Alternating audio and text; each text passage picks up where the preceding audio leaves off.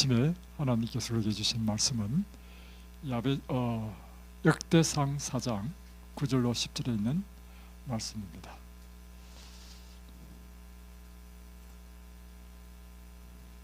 역대상 4장 9절로 10절. 야베스는 그의 형제보다 귀중한 자라. 그의 어머니가 이름하여 이르되 야베스라 하였으니 이는 내가 수고로이 낳았다 함이었더라. 야베스가 이스라엘 하나님께 아뢰어 이르되 주께서 내게 복의 복을 더하시고 나를 도우사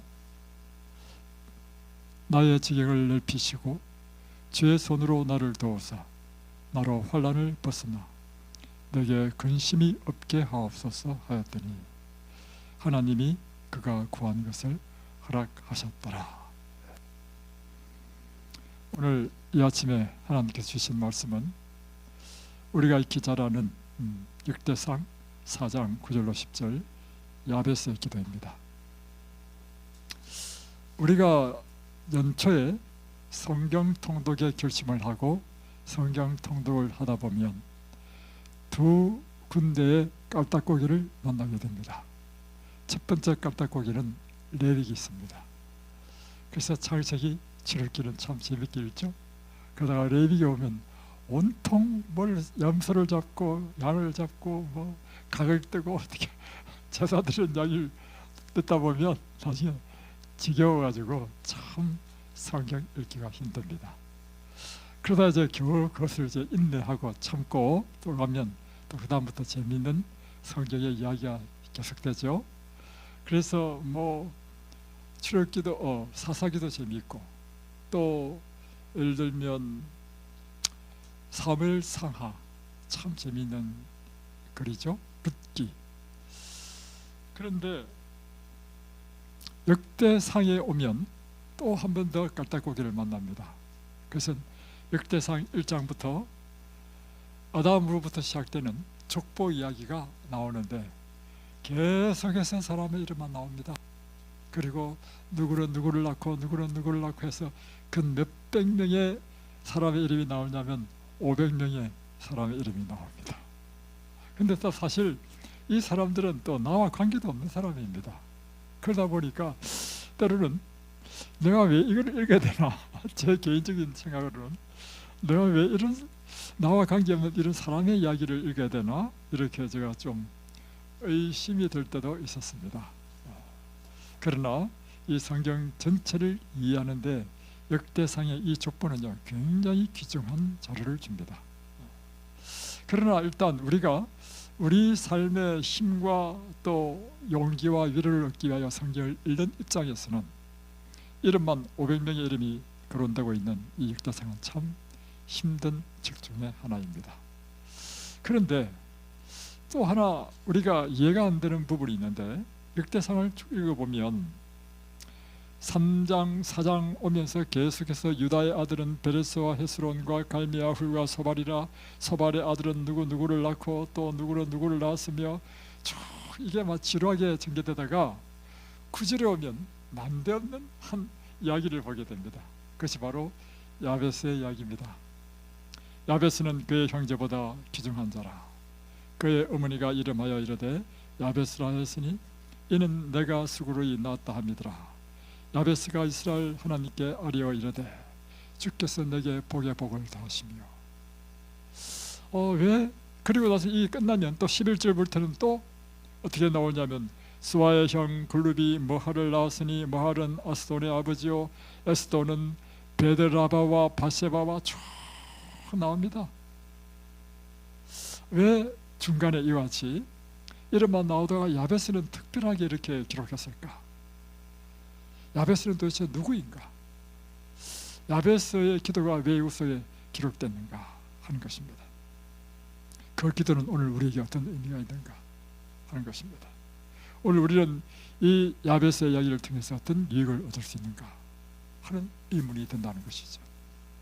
그래서 오늘 저는 이 야베스의 기도를 통하여 오늘 우리에게 주는 의미, 또 우리에게 주시는 하나님의 축복은 무엇인지를 함께 좀 나누고자 합니다. 첫 번째, 야베스는 누구인가 하는 것입니다. 이 역대상은 사실 에스라 선지자가 썼다고 기록합니다. 그것은 바벨론으로부터 이제 귀환되고 난 이후에 이 족보를 명확하게 할 필요가 있었습니다. 그래서 아담으로부터 시작해서 바벨론으로부터 귀환된 상태까지의 각 12지파의 계보가 어떻게 됐는지를 쫙 기록함으로 순수한 하나님의 백성은 누군지를, 왜냐하면 중간에 섞인 무리가 많기 때문에 그것을 구별하기 위해서 이제 기록했고, 두 번째는 역대상하는 사실은 사무엘상하와 중복되는 부분도 많이 있습니다. 열왕기 상하와 거의 같은 역사를 반복해서 썼단 말이에요. 그러면 왜 똑같은 걸 두 번 썼는가, 이런 의문이 들리는데, 그것은 열왕기 상하에 기록되지 못한 내용, 역사적인 내용을 보충하기 위하여 에스라가 썼다라고 봅니다. 그런데 이 야베스는 지금 이 역대상 4장 9절로 10절에 나오는데, 여기 이외에는 야베스에 대한 이야기가 나오지 않아요. 그래서 우리는 야베스에 대해서 사실 주어진 것은 9절, 10절 두 내용밖에 없다는 것입니다. 그래서 우리는 이 두 절에서 야베스가 어떤 사람인지를 좀 깊이 있게 연구할 필요가 있다는 것입니다. 보니까 야베스는 그의 어머니가 이름을 지어줬다 했습니다. 어머니가 이름하여 이르되, 어머니가 이름을 지었다는 것이죠.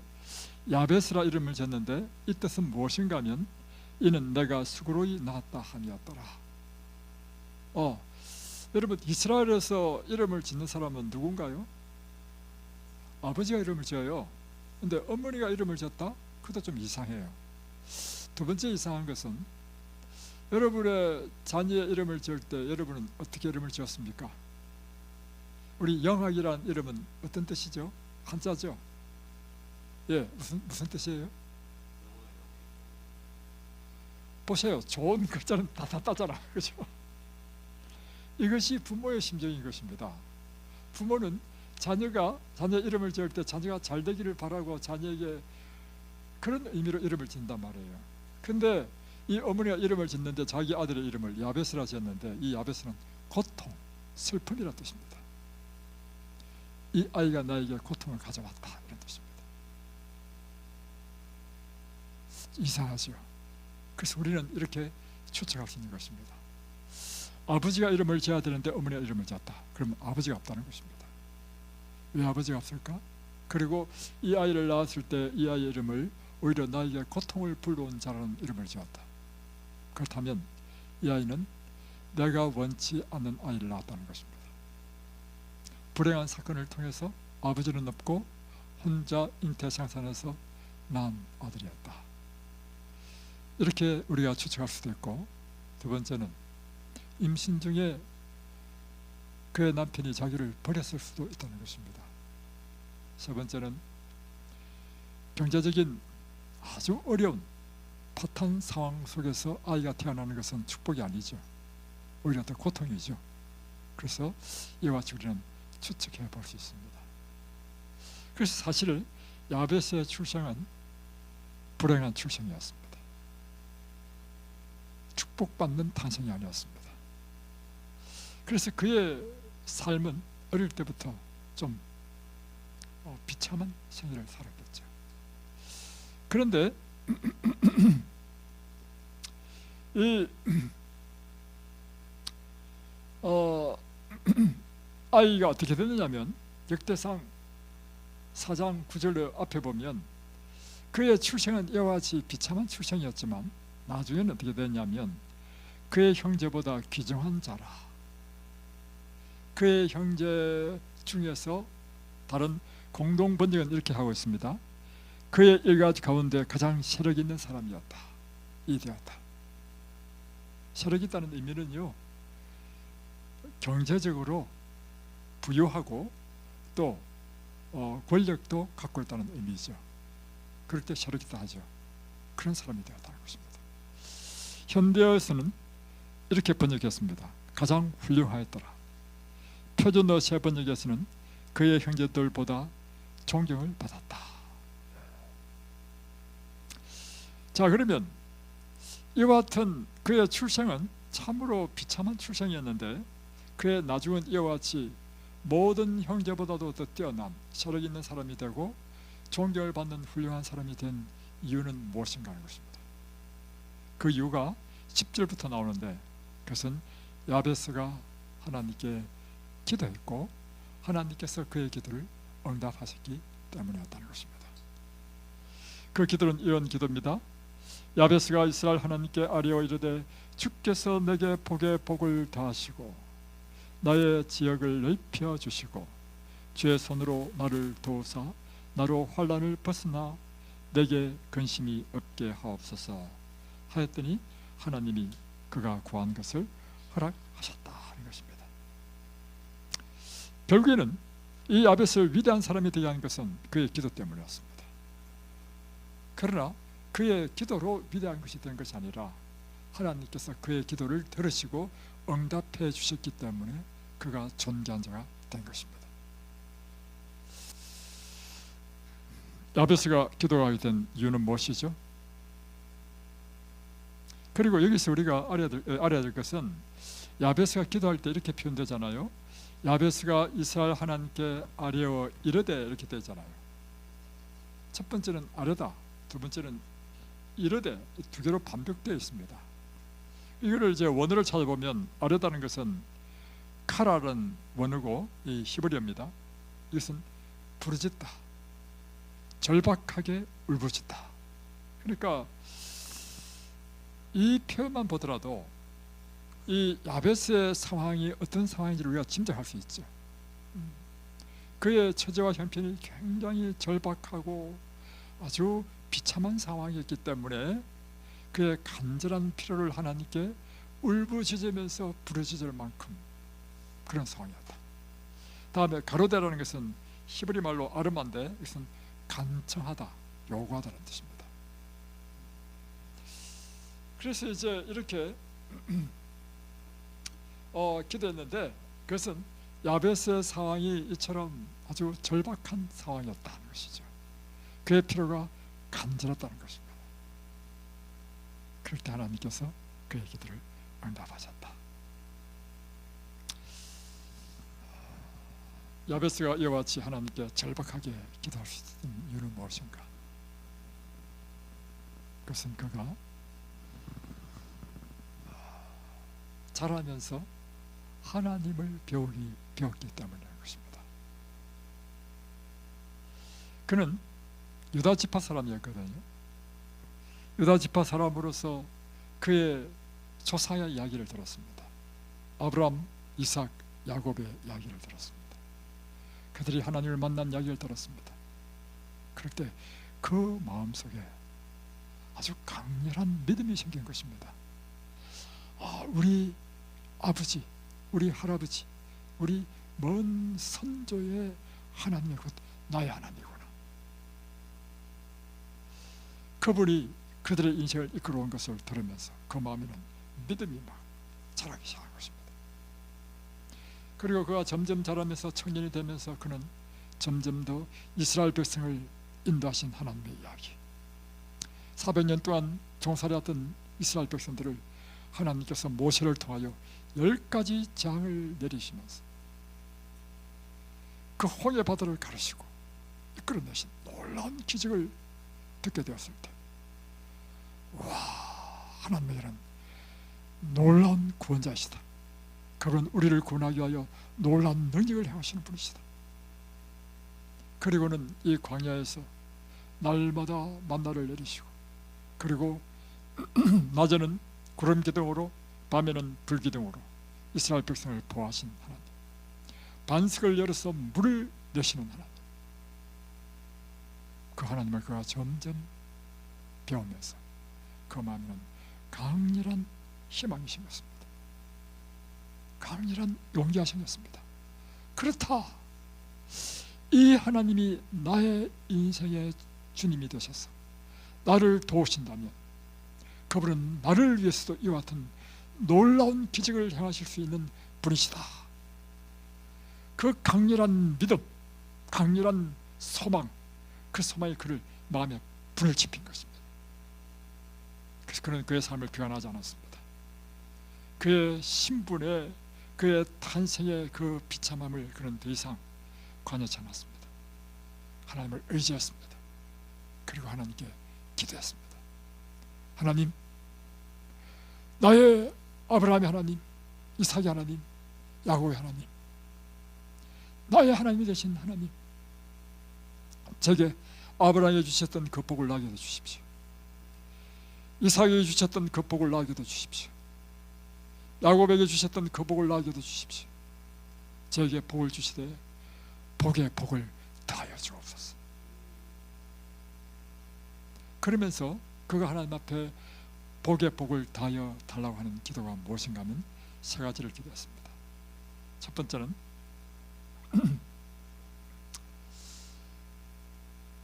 나의 지역을 넓혀달라는 것입니다. 이것은 무엇인가 하면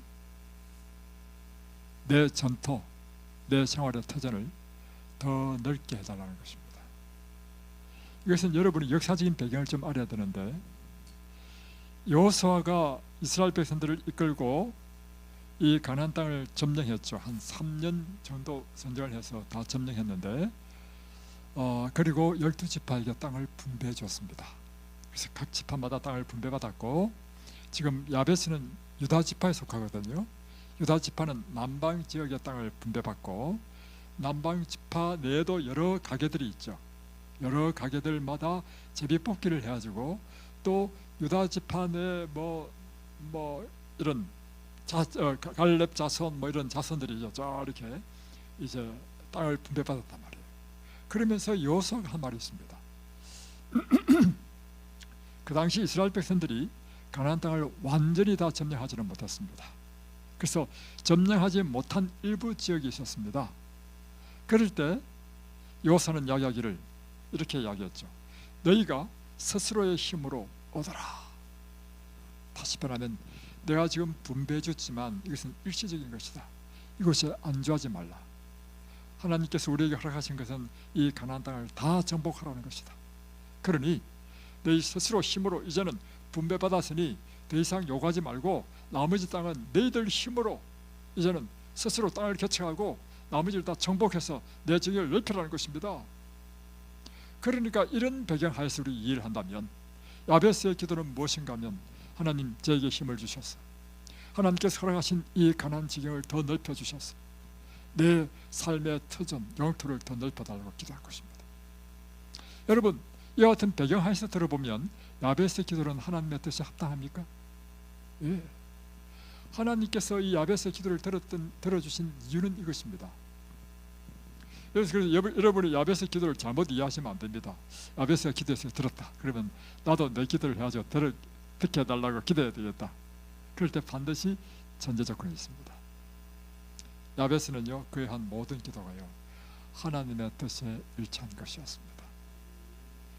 그러니까 여러분, 지난 시간에도 배웠지만 요한복음 14장 13절로 14절에 보면 예수님께서 하신 말씀이 있죠. 너희는 내 이름으로 무엇이든지 구하라. 그러면 내가 시행하리라. 이럴 때 무엇이든지 구하라 할 때 앞에 전제 조건이 무엇이냐면 내 이름으로 했어요. 이것은 단지 우리가 기도할 때 맨 마지막에 기도 실컷 다 한 다음에 맨 마지막에 예수님의 이름으로 기도합니다. 이런 의미 이상입니다. 그것은 하나님의 뜻대로 기도하라는 것입니다. 그러면 이것은 100% 확실하게 하나님께서 응답하신다는 것입니다. 그래서 요한 1서에도 이야기하잖아요. 요한복음을 쓴 사람이 요한이죠. 그 요한이 요한 1서에 기록했는데, 하나님께서는 무엇이든지 그의 뜻대로 구하는 자마다 그의 모든 기도를 다 응답해 주신다 했습니다. 이럴 때 하신 말이 뭐예요? 그의 뜻대로 기도하는 것은. 지금 야베스가 이와 같은 기도에 하나님께서 응답해 주신 이유는 땅을 정복하라는 하나님의 뜻에 합당한 기도였다는 것입니다.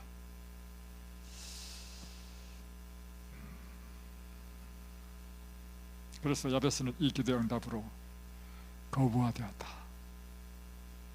형제 가운데 가장 세력이 있는 자가 되었다. 기정한 자가 되었다는 것입니다. 여러분, 하나님의 뜻은요, 우리의 지경을 넓히는 것입니다. 이것은요, 이 세상을 창조할 때부터 하나님께서 아담에게 명령한 명령이십니다. 한번 찾아보겠습니다. 창세기 1장 28절 보겠습니다. 하나님이 그들에게 복을 주시며 하나님이 그들에게 이르시되 생육하고 번성하여 땅에 충만하라. 아들, 딸 많이 낳아서 이 땅을 꽉 채우라는 것입니다. 두 번째, 땅을 정복하라. 처음에는요, 하나님께서 그들에게 감당할 수 있는 영토만 주었습니다. 점점 너의 자녀를 낳아서 이 땅에 충만하면서 너의 자녀들이 이 온 이 지구 땅을 다 차지하라는 것입니다. 이것이 하나님의 뜻이었습니다. 그리고는 또 세 번째, 바다의 물고기와 하늘의 새와 땅에 움직이는 모든 생물을 다스리라. 하나님의 뜻은요, 우리가 지금 이 세상의 모든 만물의 통치자가 되도록 하신 것입니다. 이것이 하나님의 뜻입니다. 하나님의 뜻은 크고 원대한 것입니다. 그래서 하나님께서, 예수님께서 이 땅에 오셔가지고요 주신 말씀도 똑같습니다. 마가복음 16장 15절에 보면 너희는 온 천하에 다니며 만민에게 복음을 전파하라. 그러니까 이 땅을 정복하라는 것처럼 이제는 무엇으로 온 세상을 정복하라냐면 하나님의 복음으로 온 세상을 정복하라는 것입니다. 그래서 마태복음 28장 19절에 보면 너희는 모든 족속으로 제자를 삼아. 여기서 뭐를요? 모든 족속, 이 세상의 모든 사람에게 다 그들에게 침례를 주고 내가 분부한 모든 것을 다 가르쳐서 구원받게 하라. 이것이 하나님의 뜻입니다. 요한계시록 14장 6절, 마지막 때 오늘 우리에게 주신 사명은 예수님 재림 직전에 온 세상 사람들이 들어야 할 구원받는 기별을 전하도록 영원한 복음을 주셨습니다. 이 영원한 복음이 요한계시록 14장 6절로부터 12절까지 있는 세천사의 기별입니다. 그럴 때 6절에 보면 어떻게 되냐면 모든 민족과 족속에게 전할 영원한 복음을 가졌더라. 우리가 전해야 될 이 기별은요, 누구한테 전해야 되느냐면 일부의 사람에게만 전하는 것이 아니라 모든 족속, 모든 민족, 모든 백성에게 전할 온 세상 사람들에게, 이것이 하나님의 뜻이라는 것입니다. 구약성경 읽어보면 아주 정말 재미있는 구절이 나옵니다. 그것이 무엇인가 하면 한번 찾아볼까요? 왕하 13장입니다.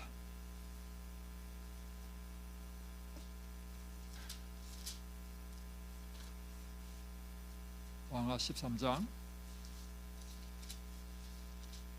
아주 재미있는 이야기인데요, 엘리사가 죽게 되었습니다. 14절부터 보면 13장 14절, 엘리사가 죽을 병에 걸렸습니다. 여러분, 그래서요 하나님을 신실히 믿는 선지자도 병으로 죽었습니다. 그래서 여러분이 병으로 죽는데도 이 병으로 죽는 것과 여러분의 구원은 관계없습니다. 분명하죠? 예. 자, 죽을 병에 들었을 때 이스라엘 왕 요아스가 이 엘리사를 찾아왔습니다. 그리고 사실 엘리사 때문에 이 나라가 보호되었거든요. 저기에 쳐들어오려면 항상 엘리사가 먼저 알고 왕에게 방책을 세우도록 이야기했습니다. 그리고 이 엘리사 때문에 엘리사가 있는 기간 동안에는 이 나라가 평안했습니다. 그런데 엘리사가 죽으면 어떻게 하죠? 그러니까 이 이스라엘의 왕인 요아스가 찾아와가지고 엘리사에게 눈물을 흘리면서 이제 슬퍼하는 것입니다. 내 아버지요, 내 아버지요, 이스라엘의 병거와 마병이요. 엘리사는 이스라엘의 수많은 병거보다 더 뛰어난 병거라는 것입니다. 그러니까 엘리사가 이 왕에게 요청합니다. 활과 화살을 가져오십시오. 그러니까 왕이 활과 화살을 가져왔습니다. 16절, 이스라엘 왕이 이르되 왕의 손으로 활을 잡으십시오. 그러니까 왕이 이제 시킨 대로 활을 잡았습니다. 엘리사가 자기 손을 왕의 손 위에 얹고 안수를 했죠, 손 위에.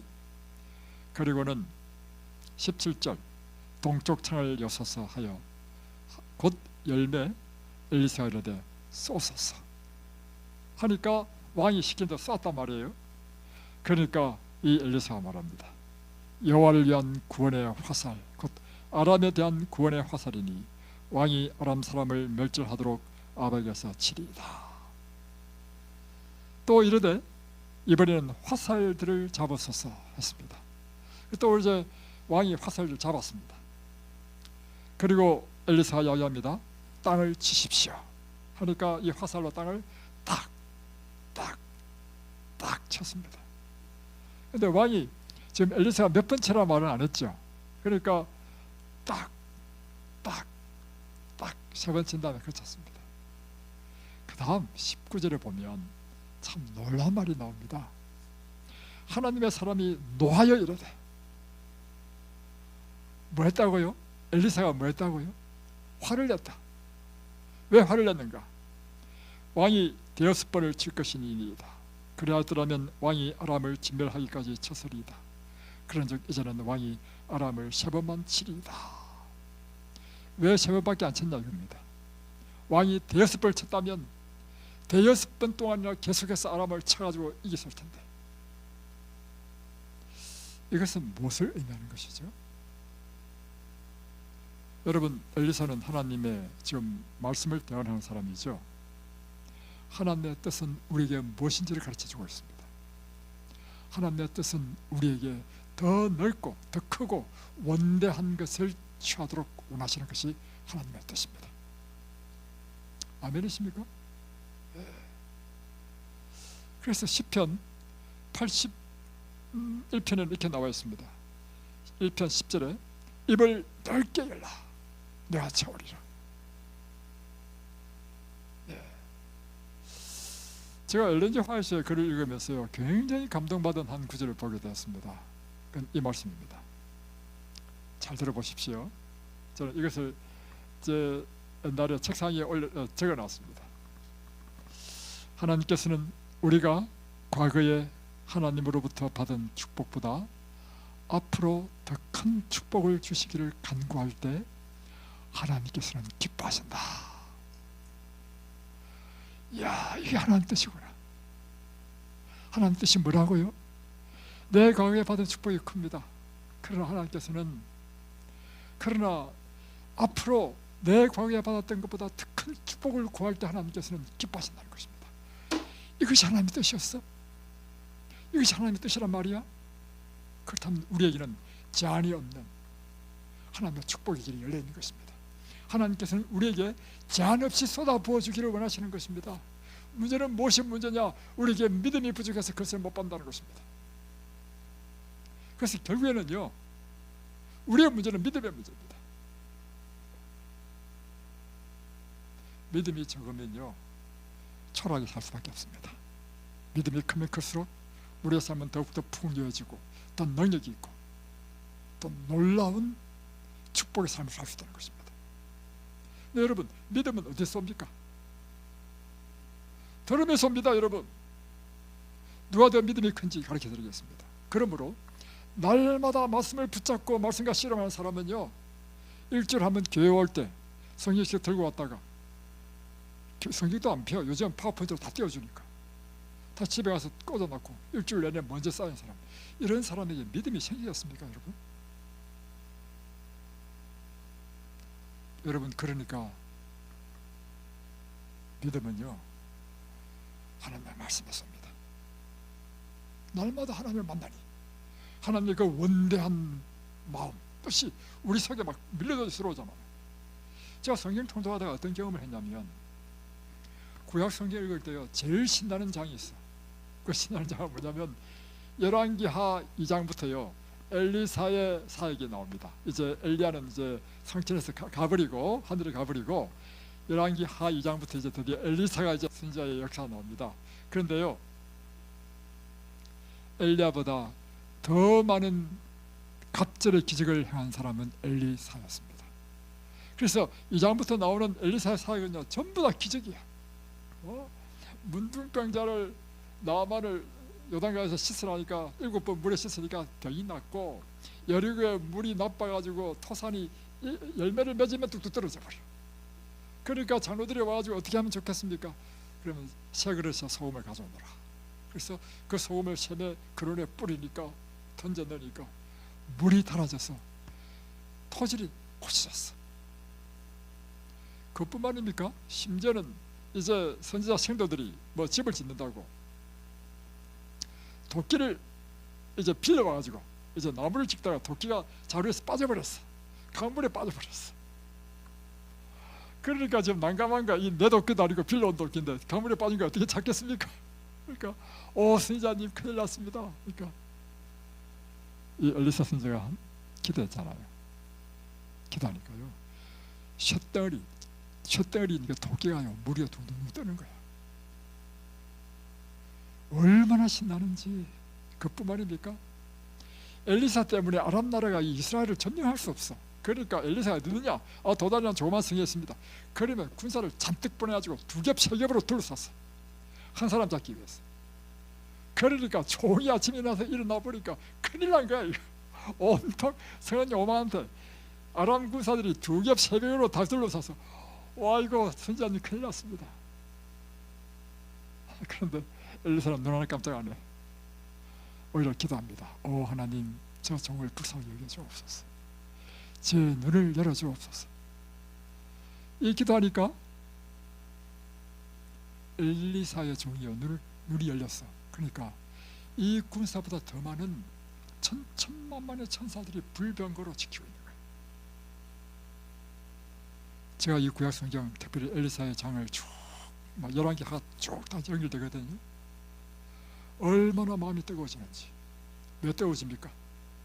이곳에서 무엇을 만나기 때문에? 하나님을 만나기 때문에. 하나님이 이런 분이시구나. 인간이 상상할 수도 없는 일을 행하시는 하나님.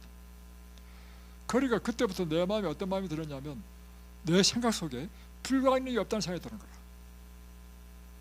그것이 나한테 전도돼가지고 내 마음이 어떻게 바뀌느냐면, 불가능이 없다는 마음이 얼마나 담대해지는지. 그래서 제가 사람들이 이것이 오면 성경을 읽는다면 제일 먼저 읽도록 하는 것은요, 사복음서입니다. 사복음서에 예수님의 생애가 기록되어 있습니다. 하나님이 인간이 되셔서 오신 그분이 이 땅에 오셔서 하신 일은요, 인류의 피를 위하여 돕는 모든 일은 기적이었습니다. 사람이 어떻게 무리를 걷습니까? 그 풍랑 치는 바다를 향하여 잠잠하라 외치니까 바람이 잠잠하게 됐어. 온통 사복음서는요 기적밖에 없어. 오병이어를 두고 기도했더니만 5,000명이 먹고도 12광기를 남았어. 한참 읽다 보면요, 내 마음에 어떤 마음이 들었냐면, 와, 내 마음에 믿음이 막 충만해져. 두려움이 없어지고 불가능이 나한테 없어졌어. 여러분, 야베스가 이렇게 기도할 수 있었던 이유는요, 야베스의 마음속에 그런 믿음이 충만했기 때문입니다. 그런 날마다 무엇을 붙들었냐면, 우리의 조부의 하나님, 우리 하나님께서 우리를 위해서 무엇을 행하셨는지 그분의 역사를 날마다 읽고 묵상하고 그의 삶 속에 그의 하나님을 초청한 것입니다. 하나님, 나에게 이런 능력이 필요합니다. 그러면 여러분 제 가운데 그대로 일어납니다. 오늘 제가 아침에 찬미 인도하면서 한 날이 있죠. 그 진실입니다. 여러분, 우리 가족은 그렇게 기적 속에 살았습니다. 우리 삶에 문제가 있잖아요. 기도로 하나님께 간구했습니다. 그러니까 약을 발라도 안 되는 것이요, 다 나와버려요. 그러니까 제 마음에 확신이 있어가지고 사람들한테 성경을 가르칠 때, 당신의 문제가 무엇이든 관계없이 하나님은 당신의 문제를 해결할 수 있습니다. 그것은 이제 내 믿음의 표현입니다. 그런데 문제는 이것은 내 믿음일 뿐이지, 상대방이 그 일이 일어나기 위해서는 상대방이 그 믿음을 가져야 돼. 이것은요, 남이 줄 수 없습니다. 여러분 자신 마음속에서 속에서 우러나는 믿음이 있어야 됩니다. 그 믿음은 어떻게 해서 일어나느냐? 그것은요, 여러분이 날마다 하나님을 만나게 됩니다. 여러분은 막 주체할 수 없는 그런 믿음으로 불타게 될 것입니다. 그런데 사람들이 왜 이렇게 연약한지, 믿음이 없는지, 그 결과로 너무 초라하게 살아.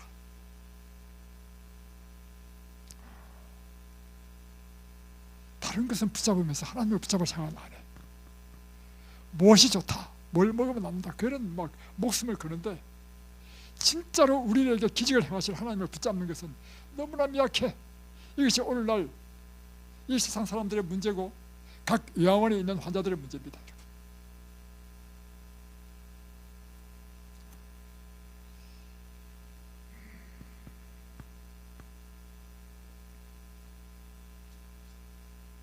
제 이야기를 또 한번 해보겠습니다. 제가 30대 중반에 92년도에 이사 갔으니까 33살이었네요. 우리 한국 나이로. 그때 이제 제가 청안리로 이사를 갔습니다. 그때 당시만 하더라도 논밭이 있는 아주 시골 동네였습니다. 교회도 아주 초라한 나무로 진, 물론 벽돌도 있고 이제 위에 2층은 나무로 지었는데 이제 걸으면 삐끗하는 그런 이제 제가 그곳에 가서 이제 열심을 내다 보니까 저를 선교회장을 시켰습니다. 그래서 제가 이 지역을 전도하기 위해서 구역반을 이제 만들고 매주 구역반 예배를 드리게 하고, 다음에 안식일 오후에는 식사하고 난 다음에 집에 가지 말고 다 모이도록 했습니다. 그리고는 구역반들로 구역을 정해졌습니다. 구역반이라는 것이 옛날에는 지역을 중심으로 쪼개서 했기 때문에 반드시 그 구역에 있는 집을 집집이 다 방문하도록 했습니다.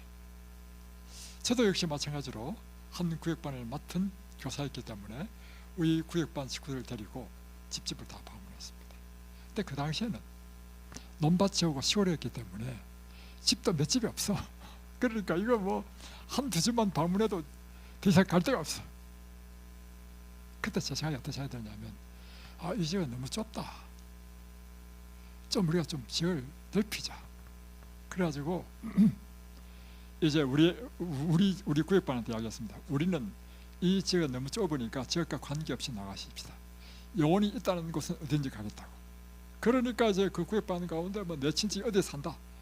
그러면 그 당시에는요 성이 불타가지고 뭐 친척, 사돈, 팔촌 다 찾아다녔어. 그러다 보니까 자연히 다 서울 살잖아요. 서울에 가다 보니까 나중에 청와대 뒤쪽에 있는 성북도까지 가게 됐어. 그래가지고 전도해가지고 교회 그 멀리서 교회 나온 사람도 생기고. 그러다 보니까 어떤 문제가 생기냐면 저녁에 이제 사람들이, 여러분 전도하면 얼마나 재미인지 아십니까? 여러분 그 재미를 모르죠. 어떤 사람은 저한테 이렇게 이야기했습니다. 목사님, 제가 목사님과 함께 따라다니다 보니까 사업하는 것이 시시해져서 큰일 났습니다. 사업가가 한 사람이 있을 거다. 사업이 시시해. 사업하는 것보다 더 재밌으니까. 하여튼 그 당시에 이제 하다 보니까 방문하고 집에 오니까 밤 11시야 11시. 그래서 저녁을 못 먹잖아요. 그 다음부터 어떻게 했냐면 사람들이 교회 딱 안식일 아침에 교회 올 때요, 점심은 교회에서 주니까 점심은 교회에서 먹고 저녁을 먹을 거를 미리 도시락을 싸가지고 와. 그러더니만 이것이 점점 확장돼 가지고요 결국에는 밀락동이라는 새로운 신도시로 뻗어나가게 됐죠. 예. 자연히 그렇게 되는 것입니다. 그곳에서 하다가 다시 또 어디로 가냐면 분당으로 또 가게 됐죠. 점점점 지역이 넓혀지는 것입니다. 그러다가 결국에는 어디까지 왔냐면 이든밸리에 왔어요. 자, 밀락동은 밀락 지역의 사람만 전도할 수 있고 분당은 분당 지역의 사람만 전도할 수 있지만 이든밸리 오니까요 전국에 있는 사람이 다 여기 다 와. 그뿐만 아니라 미국, 일본, 뭐 필리핀, 뭐 호주, 전 세계에서 다 와. 독일에서 온 사람도 있어. 전 세계에서 다 와.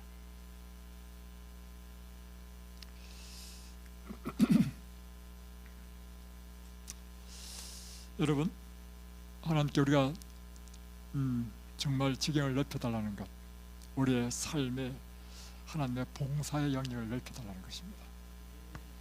두 번째는 우리가 하나님께 구해야 될 지경을 넓혀달라는 그 기도는 우리의 사랑의 지경을 넓혀달라는 것입니다. 제가 성경을 읽으면서 깨달은 게 있는데, 하나님은 사랑이시다. 그리고 성경 전체는 하나님의 사랑의 이야기입니다. 그리고 또 하나는 제가 전도를 해보니까 전도는 다른 것이 아니고요, 그 사람을 사랑하는 것이더라고.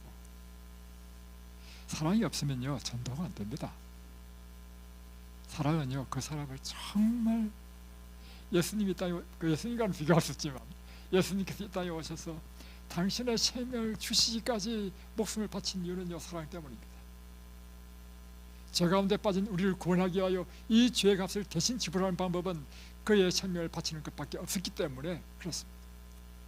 전도를 해보니까 똑같은 심정이에요. 전도를 해보면요 여러분, 그 사람의 유익을 위하여, 그 사람의 필요에 따라 봉사하게 되고 그 사람을 위해서 기도하게 되고, 이게 뭐예요? 사랑입니다. 전도하는 사람에게는요 그 사람의 흠이 안 보입니다. 사랑을 하게 되면 흠이 안 보여요. 어떻게 하면 저 사람을 축복할까? 그게 사랑이 아니겠어요? 사람이 변화되는 것, 그건요 교훈, 올바른 말, 그게 사람을 변화시키지 않더라고. 사랑만이 그 사람을 변화시킵니다. 맞습니까 여러분? 자, 이 사실을 깨닫고는요 웬만하면 잔소리 안 합니다. 왜냐하면 그건 아무 소용도 없는 거야. 여러분, 치료되는 원리가 뭔지 아십니까? 여러분이 하나님의 사랑을 딱 접촉하게 될 때, 하나님의 사랑이 여러분의 가슴에 딱 와닿게 될 때, 여러분은요 인간이 할 수 없는 놀라운 치유의 역사가 일어나는 것입니다. 환자를 치료하는 것도 사랑입니다. 사랑을 못 받으면요 사람이 병이 납니다. 남편이 바람을 피웠다, 그 부인요 유방암 걸립니다. 사랑은 생명이거든. 생명이 끊어져 버렸어요. 대신 사망인 미움과 원한만 남아있으니 병이 안 걸릴 수밖에 없습니까 여러분? 그 사람을 치유하는 약은요 이 세상에 어떤 약도 없습니다. 오직 한 가지 약밖에 없습니다. 사랑만이 그를 치유할 수 있는데, 남자는 이미 자기를 떠났어. 어디서 그 사랑을 받을 것입니까? 그것은요 이제 이 세상 사람보다도 더 강력한 하나님의 사랑이 여러분에게 임할 때만 여러분의 병이 치료됩니다. 하나님의 강력한 사랑은 바로 십자가에서 보여주는 사랑인 것입니다. 그래서 영혼이요 십자가의 그 사랑을 만나는 순간 놀라운 변화가 일어납니다. 지난번에 우리 지연 씨가 있을 때 그가 간증을 한 그 간증이 저에게 큰 울림이 되었습니다. 그의 아버지도 암 환자였더군요. 간암 말기였습니다. 그래서 그가 세상에서는 방법이 없어가지고 어떤 이런 우리 교인이 하는 천년치유 야원에 갔습니다. 어느 날 설교를 듣는데 하나님의 은혜가 임했어. 부모가 자녀를 사랑하는 그 사랑을 이야기하면서 하나님이 우리를 얼마나 사랑하는지를 설교를 했던가 봐. 근데 그 설교가 그 마음에 너무 이렇게 와닿았던가 봐. 이 아버지가 주체하지 못하는 눈물을 막 흘리더니만 나중에는 속에서 막 토해. 시커먼 덜이 나와. 위암이었나? 위암인 것 같습니다. 간암이 아니고 제가 잘못 알았네. 그 이후에요 간암이 다 나와버렸어. 야, 저는 그렇게 인상적으로 들었습니다. 그렇습니다. 우리가 하나님께 구해야 될, 하나님 제 삶의 지경을 넓혀달라는 것은요 하나님을 위한 봉사의 영역을 넓혀달라는 것과, 제일은 그렇습니다. 두 번째는 하나님 제 사랑의 넓이와 깊이와 길이가 더 크고 더 넓고 그 지경을 저에게 더 넓혀주십시오. 더 많은 사람을 더 깊이 사랑하게 해주십시오. 우리 장모님이 살아계실 때인데요,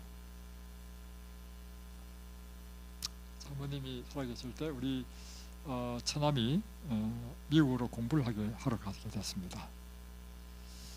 그래서 이제 한국에서도 박사를 땄는데 또 미국 가서 또 박사를 하나 더 딴다고 이제 가게 됐는데,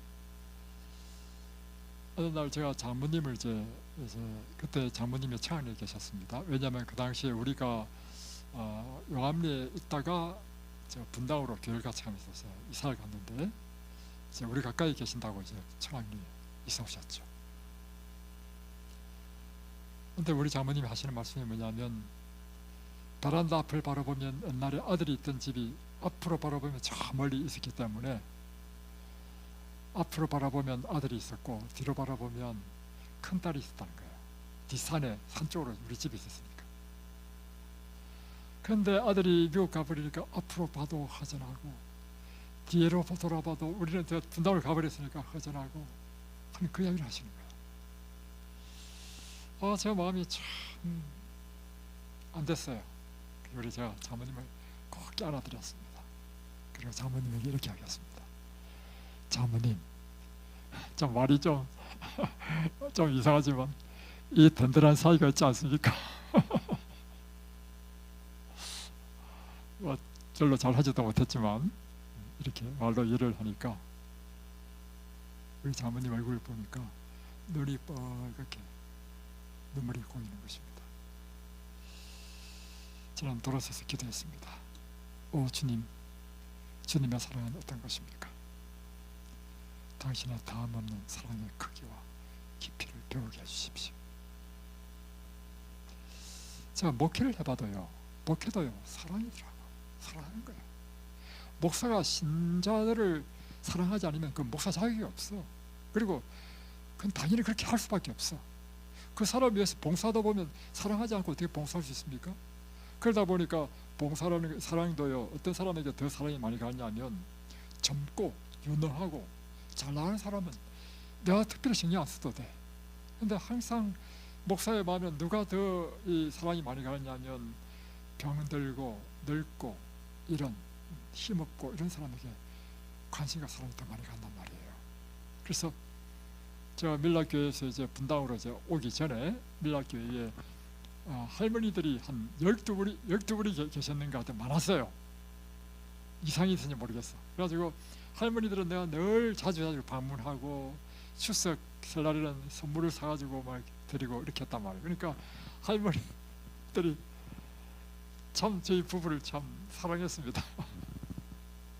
근데 제가 이제 분당으로 와버리니까 제 마음속에 늘 이제 걸리는 것이 뭐냐면 그 할머니들이 마음에 걸려.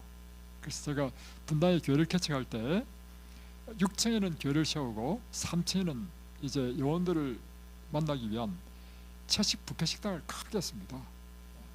그래도 그 당시 20년 전, 벌써 20년 전에 한 끼에 10,000원씩 받는 그런 고급 채식 뷔페를 했단 말이에요. 내가 가만히 생각해보니까 이 할머니들을 좀 초청해가지고 대접을 해야 되겠다. 그래서 오시라 했어. 그래가지고 이제 목사님이 그 봉고차로 한 차 가득 채워가지고 하여튼 뭐 10분 이상이 오셨단 말이에요. 그래가지고 맛있는 그 채식 뷔페를 대접해드리고 다음에 또 차로 어디로 갔냐면 율동공원이 아주 멋있어요. 분당에 율동공원도 구경시켜드리고 다음에 이제 마지막으로 이제 차를 타고 이제 떠나셨어. 그럴 때 제가 그분 병원은 손을 흔들었습니다. 근데 그 차가 보이지 않도록 손을 흔들었습니다.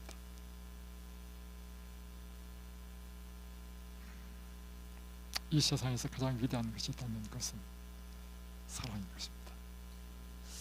주님, 당신의 그 무한한 사랑을 저로 하여금 배우게 하여 주옵소서. 주님, 주님의 그 사랑의 지경을 넓혀 주옵소서.